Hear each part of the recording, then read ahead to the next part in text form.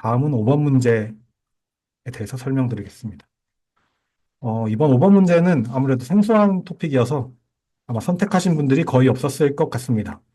어쩌면 이 중에서 하나 정도는 들어보셨을 수도 있겠지만 이 세 개를 모두 아는 채로 작성하기는 쉽지 않았을 것 같습니다. 앞으로 또 이런 식으로 문제가 나올지는 알 수 없지만 인공지능의 품질 보증이나 인공지능 신뢰성에 관한 문제는 앞으로도 얼마든지 더 나올 수 있고 이와 연관지어서 이 테스트들을 제시할 수도 있기 때문에 간단하게 이해 정도는 하시는 게 나쁘지 않을 것 같습니다. 먼저 목차 구성은 개요도를 넣지 않고 세 가지를 각각 한 페이지씩 할당해서 작성하는 방법도 있고, 개요도를 넣고 두 가지는 한 장씩, 나머지 하나는 반장만 작성하는 방법도 있고 다양합니다. 단, 작성 순서는 웬만하면 문제에서 제시한 순서대로 해주시는 것이 좋습니다. 채점관들도 그 순서대로 채점할 가능성이 높은데, 채점관들이 채점할 때 수백 장을 채점해야 하는데, 이제 이 순서대로 되어 있지 않으면 채점관들이 앞뒤로 왔다 갔다 하면서 채점하고 싶진 않을 거기 때문에 중요한 내용을 놓치고 지나가게 될 가능성이 생기겠죠. 기숙사 시험에서는 채점관이 점수를 주는 거니까 채점관을 잘 배려한 답안지를 작성하는 게 생각보다 중요합니다. 이제 각각의 테스트에 대해 설명해 보겠습니다. 첫 번째로 물어본 것은 메타모픽 테스트인데요. 공부를 좀 하신 분들이라면 소프트웨어 테스트를 할 때 테스트 오라클에 대해서는 알고 계실 것입니다. 네. 근데 인공지능에서는 테스트 오라클을 제시하기가 쉽지 않죠. 그래서 하나의 데이터를 테스트 오라클을 대체하는 것으로 놓고 둘 간의 관계가 일관되는지를 보는 것이 바로 모태모픽 테스트입니다. 예를 한번 들어보겠습니다. 하얀 고양이 사진을 제시하고 이것을 인공지능이 확인한 후 하얀 고양이라는 결론을 내립니다. 다음에는 이 고양이 사진의 고양이를 까만색으로 바꾸고 회전도 시켜보고 배경에 무늬도 넣어보고 이것저것 합니다. 결과적으로 이 사진은 까만 고양이 사진이 되겠죠. 이걸 테스트했을 때 인공지능이 까만 고양이라는 결론을 내리면 소스 데이터인 하얀 고양이 사진과 까만 고양이 사진의 관계가 출력 데이터인 하얀 고양이 그리고 까만 고양이 둘의 관계와 일치합니다. 이렇게 입력 데이터 간 관계와 출력 데이터 간 관계가 일관된다면 성공했다고 판정합니다. 그런데 만약 까만 고양이 사진을 여전히 하얀 고양이라고 판단한다면 이것은 입력 데이터 간 관계와 출력 데이터 간 관계가 일관되지 않으니까 실패했다고 판정하겠죠. 이런 식으로 입력 데이터의 메타모픽 관계에 따른 변화를 가하면서 출력 또한 상대적 일관성이 유지되는지 확인하는 것이 메타모픽 테스트입니다. 메타모픽 테스트는 데이터 간 상대적 관계로만 판단하니까 정답 없는 데이터들이 많을 때도 활용할 수 있다는 장점이 있겠죠. 반면에 인공지능이 처음부터 틀린 답을 내놓았을 때는 그 틀린 답을 교정하기는 어려울 것입니다. 다음으로 두 번째로 물어본 것은 뉴런 커버리지 테스트입니다. 뉴런 커버리지는 소프트웨어 공학의 코드 커버리지에서 착안한 테스트입니다. 이 테스트는 최대한 많은 뉴런을 활성화할 수 있도록 하여 심층 신경망을 검증하는 방식을 활용합니다. 뉴런이 활성화되었다는 것은 기본적으로 어떤 뉴런의 값이 다음 층 뉴런의 계산에 활용되었다는 것을 말합니다.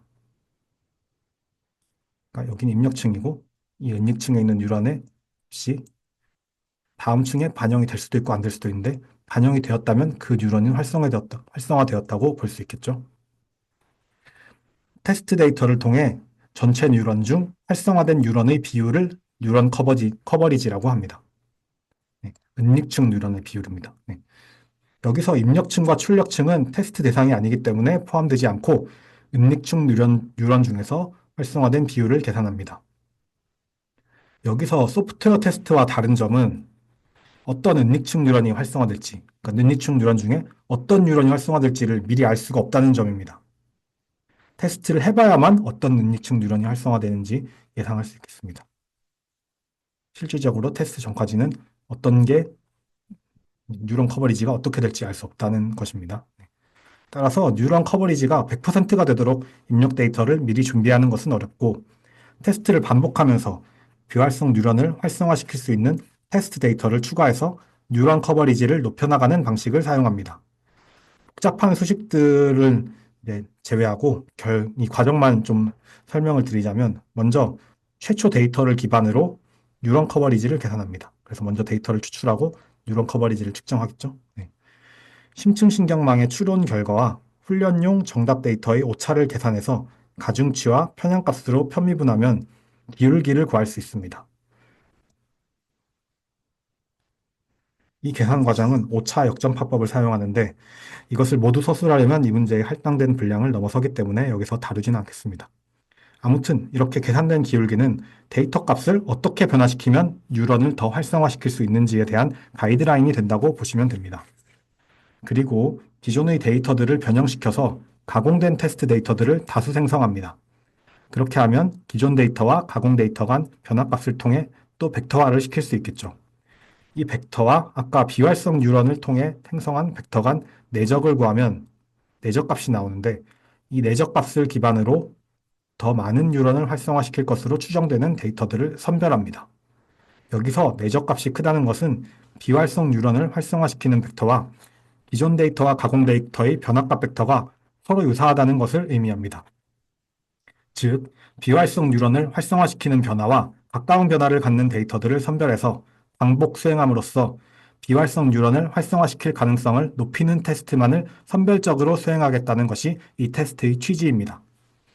뉴런 커버리지 테스트는 이런 식으로 가공 데이터를 선별한 테스트를 반복 수행해서 뉴런 커버리지를 향상시킵니다. 단, 주의해야 할 점은 뉴런 커버리지를 100% 달성한다고 해서 이 심층신경망에 오류가 없다고 단정 지을 수는 없다는 것입니다. 뉴런 커버리지가 검증되었다고 해서 모든 실행 경로가 검증된 것은 아니기 때문입니다. 그렇다고 모든 실행 경로를 검증하려 하는 것은 경우의 수가 기하급수적으로 늘어나서 너무 많기 때문에 현실적으로 불가능하겠죠.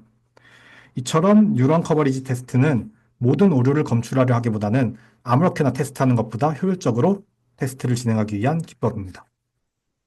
이 테스트에 대해 암기한다고 하시면 뉴런 커버리지, 인닉층, 활성 뉴런, 비활성 뉴런, 기울기, 벡터, 내적 정도를 기억해 두시면 되겠습니다. 다음으로 물어본 내용은 안전반경 최대화 테스트입니다. 이것은 안전반경 테스트라고도 합니다. 최대 안전반경 테스트. 네. 이 테스트는 노이즈를 견딜 수 있는 강건성, 견고성이라고도 하는 이 로버스트니스를 보증할 수 있는 범위를 최대화하여 적대적 데이터 공격에 대한 안전성을 확보하는 방식입니다. 간단하게 말해서 입력에 노이즈를 가해도 정상 출력이 나오는 범위를 최대화하는 테스트라고 보시면 됩니다. 이 테스트를 수행하는 방법에는 여러 가지가 있습니다. 모든 데이터에 대한 테스트를 수행하기 위해서는 컴퓨팅 자원이 많이 소모되기 때문에 근사적 기법을 이용해 안전 반경을 추정하는 방식들을 주로 사용합니다. 이 밖에 커버리지 검증 테스트라는 방법도 있습니다. 네. 이것은 물어본 것은 아니기 때문에 간단하게 말씀드리면 인간이 기대할 만한 범위를 이렇게 설정을 하고 그리고 입력에 대한 출력을 이제 보면은 예상 범위 내의 사례와 그리고 예상 밖의 사례가 나오겠죠. 이 예상 밖의 사례들이 이제 반례라고 하는 것들입니다. 네. 이 기대 범위를 벗어나는 반례가 발견되면 이 일을 이제 정밀 조사를 해서 네, 검증을 하는 그런 테스트 방식입니다. 그래서 자세한 거는 여기 설명 내용 보시면 될 것 같습니다. 여기까지가 5번 문제에 대한 설명이었습니다. 이 문제가 앞으로 또 출제될지는 알 수 없지만 이 내용을 알아두신다면 인공지능 신뢰성과 관련된 문제가 나왔을 때 이 내용들을 함께 제시해 볼 수 있으므로 여유가 되신다면 가볍게 개념 정도는 알고 넘어가셔도 좋겠습니다. 네, 5번 문제는 여기까지입니다.